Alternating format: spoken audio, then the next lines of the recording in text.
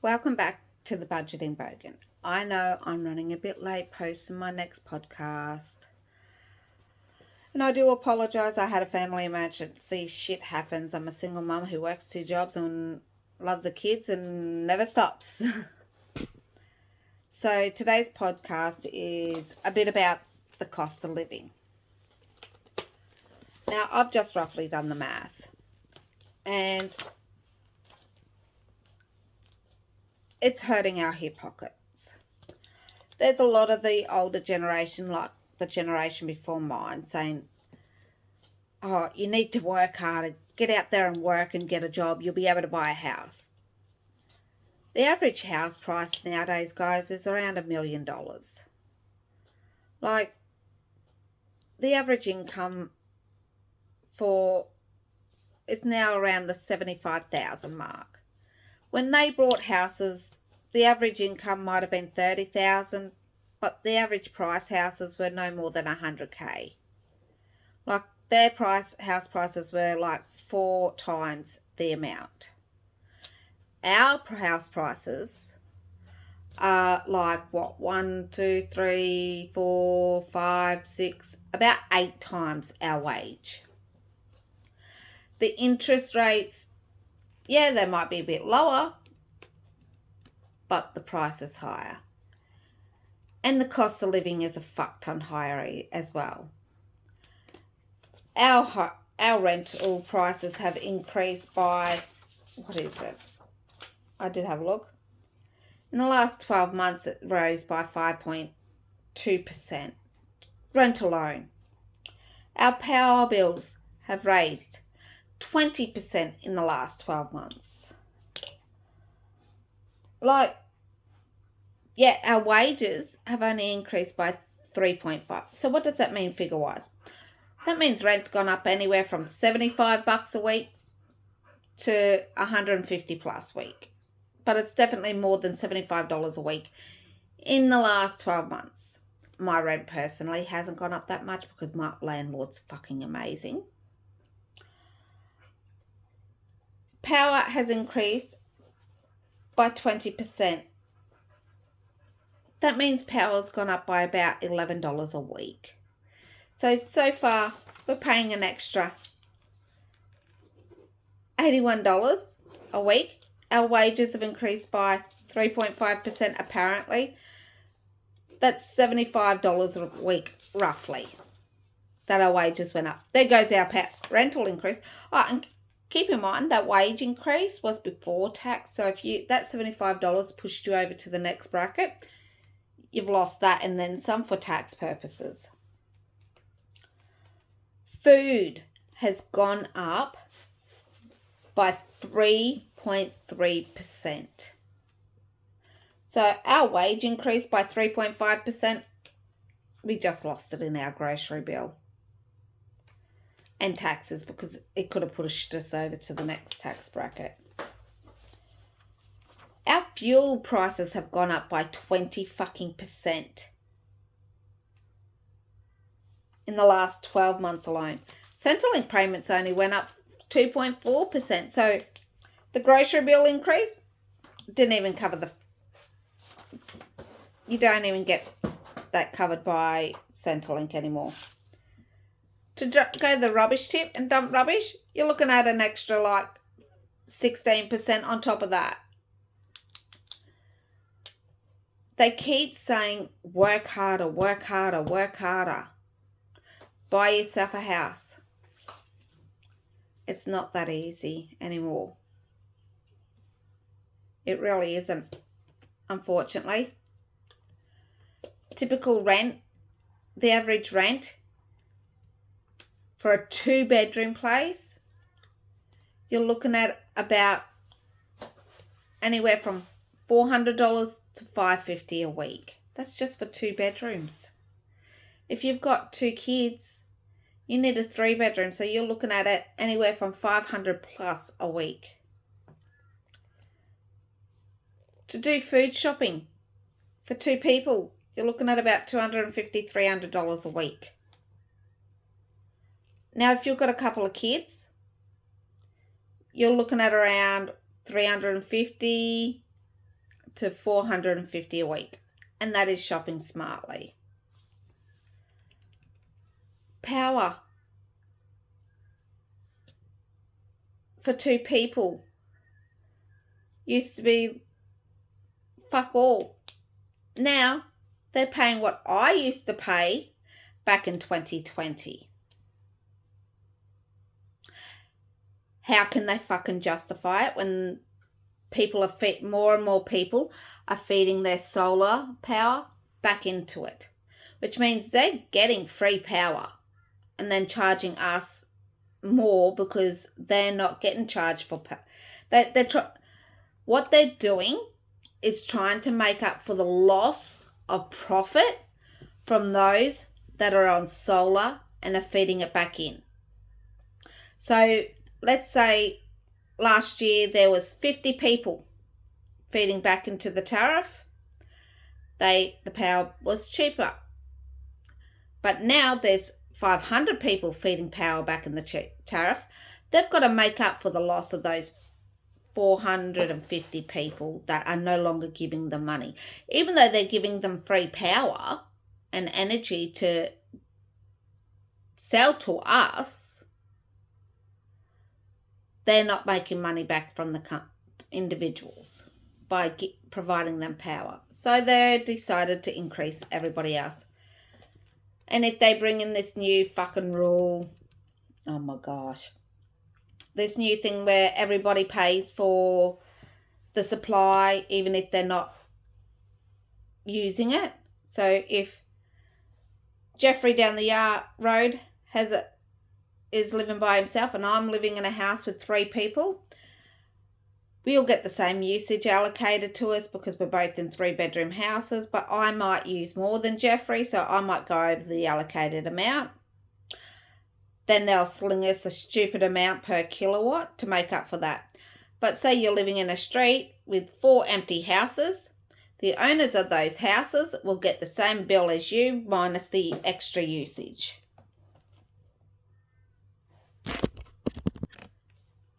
All because they've got a line going from a pole to the house. It might help with the empty house situations, so you might see less and less houses sitting there empty because land owners aren't going to want to pay a supply charge. But it's going to fuck us over in the long run. I know people who have got batteries and then that are just feeding back into the tariff. They've said if they brought this in, they're disconnecting from the main grid. That way they don't even have to pay a supply charge because they're not being supplied a service. They're just going to be totally off grid. School costs. If you have a primary school student, it now costs you roughly $1,000 a year in uniforms and book supplies and fees to send them to school per student. That's public school, mind you. Private school at work, they say $1,700 per year per student for uniforms. But I do believe if it's one of those years that your kid goes through a growth spurt, it's going to be way more than that. Holidays. I'd love to know the families that are taking holidays. Unless one of them's on 100K plus a year, I cannot see families taking extravagant holidays every year. Maybe every 2, 3, 4, 5 years, yeah, but not every year.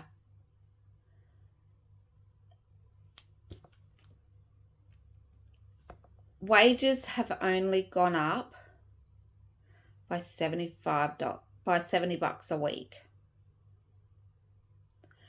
Yet our cost of living is getting to the point where people who are earning technically $75K a year before tax cannot afford to rent a house, let alone buy a house. Now, according to the Declaration of Independence, with the UN of human rights. It is a human right to have housing, to have an education, to have food, to have legal representation. It is not a legal right, it's just a human basic necessity right. And our government is failing us because we don't have enough houses in Australia. And what houses we do have are being outpriced from the average person. The average person cannot afford to eat, have the lights on, and put a roof on over our heads. Some people can't even have to choose 1 out of 3. How are our pensioners that don't own a house? Because you've got to remember, superannuation has only been out for the last, 40 years or so? I think it was back in the 80s they started it, but it was not. Let me have a look, actually.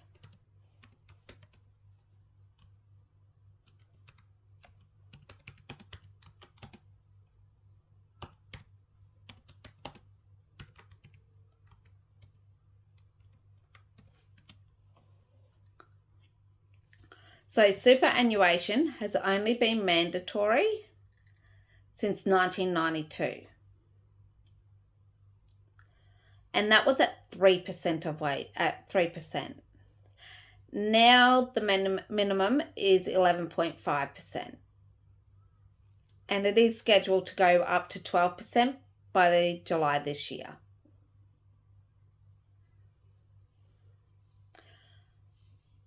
It's on the upset side, if you end up by going bankrupt, it is protected. Thank God. So nobody can touch it unless you separate. If you're in a long-term relationship and you separate, you have to do a financial separation.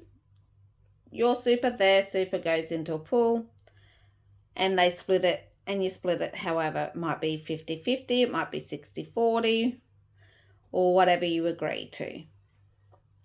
That is the only time I do believe super comes to risk. But I'm pretty sure super is one of my topics that I'll talk about down the road.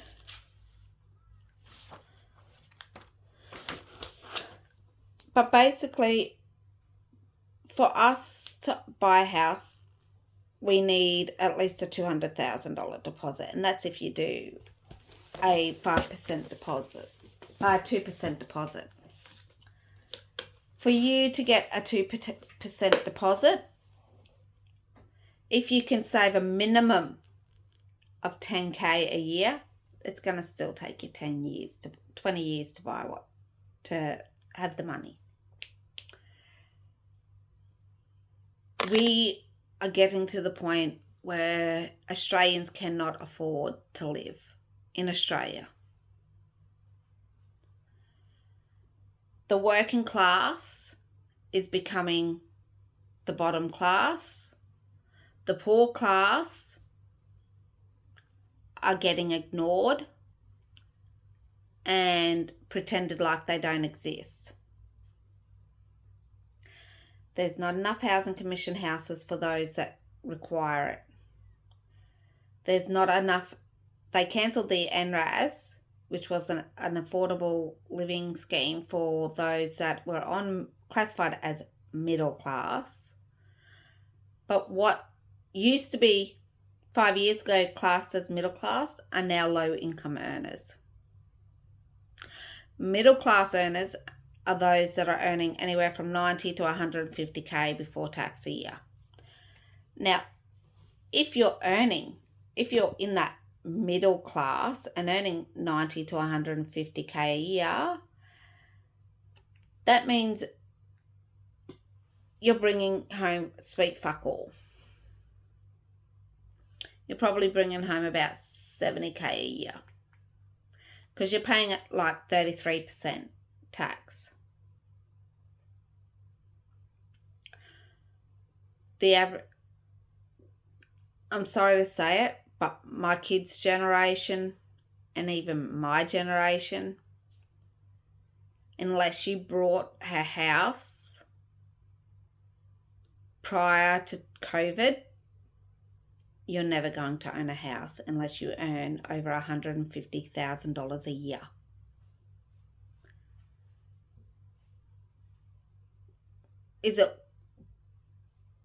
What's the point of working if you're never going to be able to, when your house is literally there for you to sleep and eat and shower?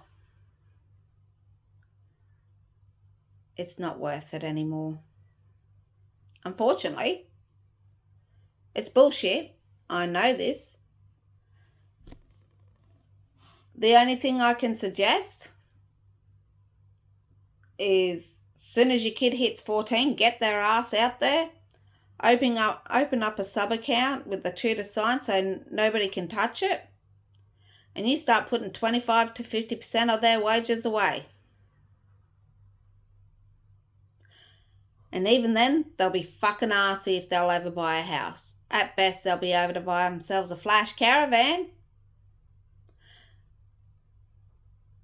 So, yeah, that's the gist of cost of living nowadays. It's fucked. Because the take-home pay is fuck all. It's sad that it's come to this, but it's the economy we're in.